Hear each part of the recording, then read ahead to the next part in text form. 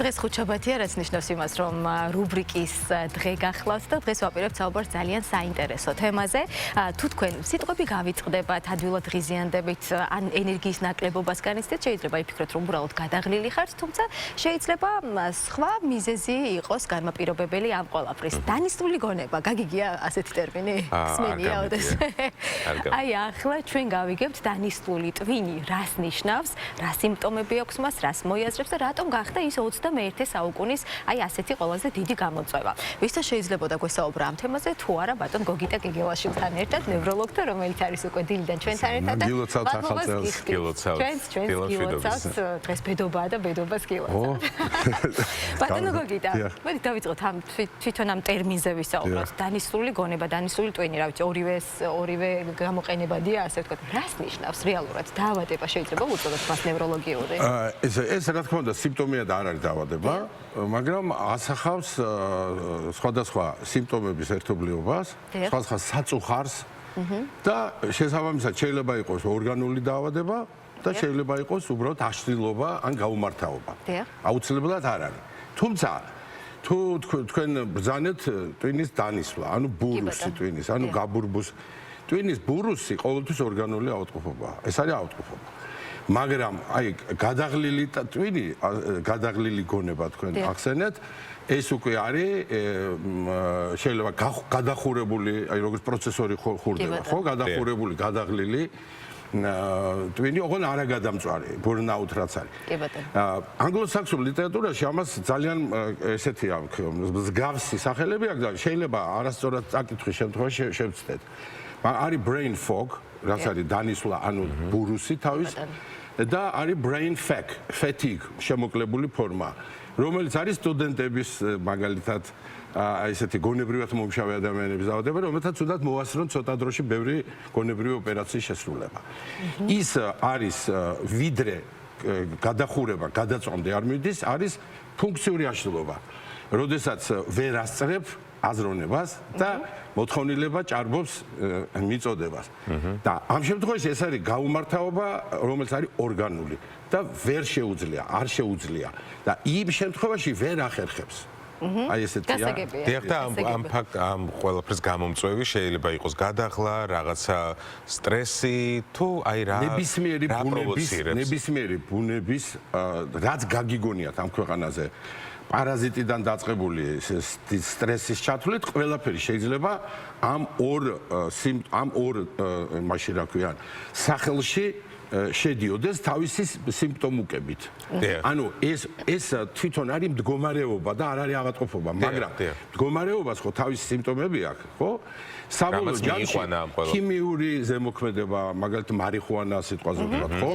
ალკოჰოლი, სტრესული ცხოვრება. თუმცა თუ შეხედეთ რა ხდება, თუ ზომიერი რაოდენობით მიღი ესეთი მცირე რაოდენობით კარგ წრეში და კარგ ადამიანებთან დაასვენე გონება და დადებითი განწყობა. ეს პირიქით იმ გადაღლის და ესეთი გამოყავს მდგომარეობიდან, მაგრამ თუ დაყავი მთელი ღამე ათიე, მიიღე რაღაცა ენერგო სტიმულატორები, არასწორად დაუშვათ არ სუნთქავდი სუფთა ჰაერს იმ ღამის განმავლობაში ხო დაბინძურებული ხო, ანუ ეწევიან ძალიან დიდი ხმაური, ანუ კლუბში დიდხანს თუ გაჩერდი ის ტვინისთვის რა თქმა უნდა უკვე არის გადაღლა, არის გადახურება და მაგრამ ეს ერჯერად შემთხვევებს არ ეხება. ერჯერად შემთხვევებს არ ეხება. ვინაიდან ერჯერად შემთხვევები არის გადახურება, მაგრამ ბევრჯერ თუ ხდება არის უკვე გადაწვა. გადაწვა უკვე გადადის ფოგში, ანუ ნისლში, ბურუსში და ის რაც არის უბრალო ფეგი brain fog-ი, ანუ გადაღლა შეიძლება გადავიდეს უკვე ორგანულ დაზიანებაში. საბოლოო ჯამში ორგანულად ზიანდება ტვინი. ბატონო გოგიტა, ძალიან საინტერესოა, რომ ჩვენ თითქოს უზრუნავთ ყველაფერზე. ვიცით როგორ მოვუაროთ სხეულს. გარკვეულ ორგანოებზეც ვიცით რა არ უნდა გავაკეთოთ, რომ არ დავაზიანოთ. მაგრამ ტვინს როგორ უნდა მოვუაროთ, ამაზე თითქოს რაღაც ნაკლები ინფორმაცია გვაქვს. თქვენ გითხარით ახლა რა უნდა გავაკეთოთ, რომ ჩვენი ტვინი იყოს მოწოდების სიმაღლეზე. ძალიან კაი შეკითხვაა და ვისარგებლებ ეთერით. და მიმართავ საზოგადოებას, რამე თუ ხშირად მოგმართავენ ექიმებს, რომ რამე გამოუწეროთ ტვინის მკვლევარი, რომ მომავალში ალცჰაიმერი არ დაემართოთ. ასეთი ყველაზე დიდი შეცდომაა, როდესაც ექიმს თხოვ ტვინის მკვლევარის დანიშვნას. ჯერ ერთი ტვინის უნივერსალური მკვლევარი არ არსებობს. ჯერ არ გამოუგონია. რაც არსებობს ვითომ მკვლევარი. ეს არის გარკვეული ფარმაცევტული ინდუსტრიის ხრიკების და რეკლამირების შედეგი არასაჭირო მედიკამენტებზე, რომლებიც მილიონობით იყიდება ყველა ქვეყნის ბაზარზე. ოღონდ კულტურულ ქვეყნებში ამას პირდაპირ კონტაქტით აკეთებენ როგორც კვების დანამატებს და ჩვენთან ხშირად აი წამლის სმოკინგშია გამოწყობილი პრეპარატი და სერვიში არაფრის გამკეთებელი არ არის და იხარჯება მილიონები ამაში. ტვინის კვებავი არ არსებობს, მაგრამ თუ არსებობს დეფიციტი, მაგალითად ვიტამინის დეფიციტი, ვიტამინის მიღება არის ყველაზე კარგი ტვინის კვებავი. ოღონდ ეს უნდა მოხდეს მიზნობრივად, დამიზნებულად და არა ზოგადად კარგია როსვა, არა ეს წამალი რა გამომივიდეს ანალიზებზე დაფუძნებით, ხო? ხოლო ანალიზებზე დაფუძნებით ექიმს გამწევს. სხვა შემთხვევაში, თუ ადამიანი ისევე როგორც ორსული, ხო, ორსულისთვის აუცილებელია, კი ბატონო, პოლიუმის მჟავა, პატარა დოზით. არაფერი არ უნდა მიიღოს, თუ არ ჭირდება, თუ ექიმმა არ დაუნიშნა. საჭიროება განაპირობებს წამლის დანიშვნას და არა საყოველთაობა. ტვინის მიმართულებით არსებობს, ტვინის მიმართულებით არსებობს რამე ტიპის, თქვათ, მოლეკულური კვლევის ანალიზები, თქვათ, აი რა გვაკლია ვიტამინები. რომ გავიგოთ ჩვენი ტვინი არის თუ უბრალოდ ზოგადი სისხლის ანალიზითაც შეიძლება. ჯერ ერთი მის მოცულობას გამოგლების მოცულობას წყვეტს ექიმი. რომ ის უნდა იყოს ეკონომიური. ყველამ არ უნდა გადაიღოს თავის ტვინი და მით უმეტეს ხერხემალი. ხერხემალს 10-დან 9 იღებს აბსოლუტურად საზიანოდ თავის. იმიტომ რომ აპრიორი ყველას აქვს წანაზარდი, ხო? და ამიტომ იმის გაგება იწვევს ადამიანის დაკნინებას, გონებრივი აზროვნების დაკნინებას. რაც შეეხება თავის გადაღება, ერთხელ თუ ნებისმიერ ექიმს თუ დაება და იდეა უნდა გადაიღოთ. თან დასხივებას რო არ იძლევა ის დავუშვათ ის მეთოდი. მაგრამ საყოველთაოდ რომ ყველამ უნდა გადავიღოთ და იქ მერე რაღაცა პატარა გლიოზური კერებია, რომელიც არაფერს არ ნიშნავს. ხო. ან შესაბამისად გამოკვლევის გეგმა დგება საჭიროების მიხედვით, კლინიკური სურათის მიხედვით. არის აუცილებელი გამოკვლევები წელიწადში ერთხელ გასაკეთებელი, არის გაფართოებული გამოკვლევები, მაგრამ არის ექიმის ალღო, რომელიც ხვდება რომ მეხსიერება ის განისრული კი არა აქვს. აი მივედით იქამდე. არამედ აქვს გადაღლილი, კონცენტრირების უნარი აქვს შემცირებული და ბევრ რამეზე ფიქრობს. ანუ კეისრობა უნდა ყველას. მიხსით? აი ეს კეისრის სინდრომია ძირითადად ხო გადაღლის. მაგრამ არსებობს მაგალითად ჩრდილში მყოფი მდგომარეობები. მაგალითად COVID ინფექციის მერე ეს ტვინის ნისლი წამოვიდა ძალიან ფართოდ ლიტერატურაში. რატო? COVID-ი იმუნო ზემოქმედებით აზიანებს ტვინს.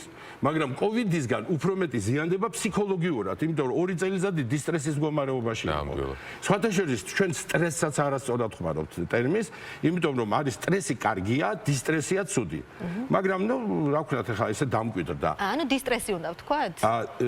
თუ გამართულად ვამბობ დისტრესი და თუ დაუშვათ მოკლედ ესე იგი ესეთ სასაუბროდ შეიძლება სტრესიც ვიხმაროთ, მაგრამ სტრესის გარეშე ადამიანი ადრე ბერდება. მაგრამ დისტრესის დროსაც ადრე აუცილებელიც არის. ანუ სტრესი არის ცხოვრების ელექსირი, დისტრესი არის ისა ბიოლოგიური ასაკი, როდესაც ასრებს კალენდარობს. ანუ უფრო მოხუცად რო გამოიყო, ბევრი დისტრესები თუ აქვს. ამიტომ უნდა იყოს ზომიერი. რა განსხვავება მათ შორის? განსხვავება არის, როდესაც მაგალითად გინდა გაიკაჟო ორგანიზმი და ტიტლიკანა გახვედი დარბიხარ. თუ გაცივდი არის დისტრესი, თუ გაკაჟდი და მოგეხმარა ამ სიცივის ამტანობაში და ვირუსთან ბრძოლაში, გამკლავებაში, მაშინ არის სტრესი. კარგი და კარგი არის ყველა ადამიანი, რომელიც დილით დარბის სტრესშია, მაგრამ მას აქვს ეიფორია, მორბენალთა ეიფორიას ეძახიან. ანუ დილიდან უკვე სირბილის შემდეგ ადამიანი ხვდება უკვე ჯანსაღი. ის მაგალითად ქუჩაზე რო გადარბის ადამიანი არ მისცემს სიგნალს, შეეცოდება.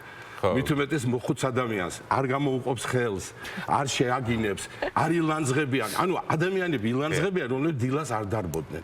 ადამიანები ერთმანეთს უშლიან ნერვებს, ერთმანეთს ეპაიქ არაფრის გულისთვის კონფლიქტში შედიან. რატო იცი დილით არ დარბიან, დილას ადრე არ დგებიან. ფიზიკური აქტივობა, კორტიზოლი არ იწვება. დილას არ გაზმოვრების გარეშე გაიღვიძეს. და თუ დავალაგებთ ანუ პრიორიტეტებს მიცემთ, როდის რა ვაკეთოთ. აი შრომის ჰიგიენა, განაწილება. მან არის, როდესაც მეცადინეობ და ჩვენ ყველა მეცადინეობთ, ხო მეცადინეობის გარეშე არ შეიძლება ექიმი, მასწავლებელი, არავინ არ შეიძლება მეცადინეობის გარეშე წარუდგეს საზოგადოებას, ხო? ზოგან არის თეორია 25 წუთი პლუს 5 წუთი დასვენება, მაგრამ უფრო პოპულარულია 1 აკადემიური საათი 45 წუთი 5 წუთი დასვენება. თუ 57 წუთზე ჯობია არ გააგრძელო კითხვა. იმიტომ უკან მიაქვს სოდნა, რომელიც იწონს ისე უკან. ანუ არეულობას გიქნის. აუცილებლად უნდა დაისვენო, მოწყდეს სამუშაოდ. ანუ იკეთ ახლა გიპასუხეთ. ხედავთ რა მხოლოდ შესავალი გავაკეთე. მონაცვლეობა ტვინის აქტივობის არის ყველაზე კარგი ჰიგიენა ტვინის. შვენიერი. ეს ძალიან ისეთი კარგი და ანუ მაგალითად იმ 5 წუთში ხუმრობა თანამშრომლებს შორის შრომის ჰიგიენა აუცილებლად უფროსებმა ფლობელებმა უნდა მისცენ დასვენების საშუალება თანამშრომლებს. არ შეიძლება არ გადიოდეს პამპერსი იჯდეს სალაროში მოლარე. კი, ნამდვილად. პამპერსი იჯდეს, ხო. აი დისტრიბუცია უნდა იყოს ღამით, რომ ეს ბრძოლები არ იყონ დატანჯულები, მაგრამ მაღაზია უნდა დახდეს ღია. ანუ ძალიან ბევრი რაღაცა შეიძლება გამოსწორდეს, თუ ჩვენ მოვწესრიგდებით. და თუ ამ გახურებას არ გადავიყვანთ ნისლში და ნისლში თუ გადავიდა, მე ძალიან ბევრი შრომა ჭირდება ამ ნისლისგან თავის დაღწევა. მაგრამ არსებობს ნისლი მაგალითად შაგიკი და შაგიკი რატომ ხავს გონიათ რომ ეს თავის ტკივილია. შაგიკი არის ნისლი ზუსტად. გაუმართავობა, რომელსაც ხშირად ახლავს თავის ტკივილი, მაგრამ არ აუცილებელია. ანუ ადამიანი თუ რაღაცა ესე იგი პერიოდულად ვერ მუშაობს მისი გონება. პირველ რიგში უნდა გამორიცხოს შაკიკი, რომელიც ყველაზე ხშირია ვერ მუშაობის. გასაგებია. ბატონო გოგიტა დაგვრჩა 2 წუთი და უნდა მოვასწროთ რამდენიმე კითხვის დასმასთან ესე სწრაფ-სწრაფად. ერთგვარი ბლიც კითხვებს რომ ეძახიან ხოლმე და უფრო მეტი ინფორმაციაც შეიძლება მევიღოთ. მოკლედ, ტვინის კარგად ფუნქციონირებისთვის საკმარისია 5 საათი ძილი. სწორია თუ არასწორია? არ არის საკმარისი. ძირითადად არ არის საკმარისი. 6 უფრო კარგი ციფრია. ეგეცა რიცხვია. 6 და მეტი. კი ბატონო. რა უფრო ღლის ტვინს, ტექნოლოგიები თუ სტრესი? ტექნოლოგია ეს არის იარაღი, ხო? და სტრესი თუ ფიქრობთ, დისტრეს, ან ცუდ სტრესს, ხო? ეს არის ჭრილობა. ჭრილობა ყოველთვის ცუდია, იარაღი შეიძლება კარგი იყოს და შეიძლება ცუდი იყოს. ანუ თუ ვიტყვით მეტ ნაკლებობაში, უფრო სტრესი ვიდრე ტექნოლოგია. გასაგებია. ტვინი ყველაზე აქტიურია მაშინ, როდესაც არაფერს ვაკეთებთ და ამიტომ მოგდის კარგი იდეები. არაფერში რას გულისხმობთ? თუ ის რაცაც ვისაუბრეთ, ახალ მოდალობაში, ახალ სხვა გვარ აქტივობაშია გადართული, რა თქმა უნდა უკეთესია. იმიტომ რომ იმას აკეთებს, მაგალითად ყვება ხუმრობს. ამ დროს წინა ამოცანებს ხსნის. გასაგებია. თევზი და შავი შოკოლადი აძლიერებს მეხსიერებას. ნუ თევზი ცალსახად კარგია, შოკოლადი მატყუარა. აჰა, არა და მინდოდა პირიქით ყოფილი. აი მატყუარა. იწვევს სრულ აზროვნების სტიმულს. ხშირად არის ფარული დიაბეტი ან პრედიაბეტი. და დაკმაყოფილებას იწვევს გლუკოზით და ამ დროს ტვინი უკეთესად მუშაობს, მაგრამ ეს არის დათური სამსახური. გასაგებია. ძალიან დიდი მადლობა, საინტერესო იყო თქვენთან საუბარი. ცოტა იყო. კი, ამიტომ გავამეორებთ. არა, გავამეორებთ აუცილებლად. მადლობთ მოწვევით. მადლობა საინტერესო შევებისთვის. არც ნისლი და არც გადაღლა. კასკასა გონება, სტრესი და არა დისტრესი. ნამდვილად, დიდი მადლობა. ბატონი გოგიტა გეგელაშვილი იყო ჩვენი სტუმარი, საუბრობდით დანიშნულ ტვინზე, ან დანიშნულ გონებაზე, როგორც ხნებავთ.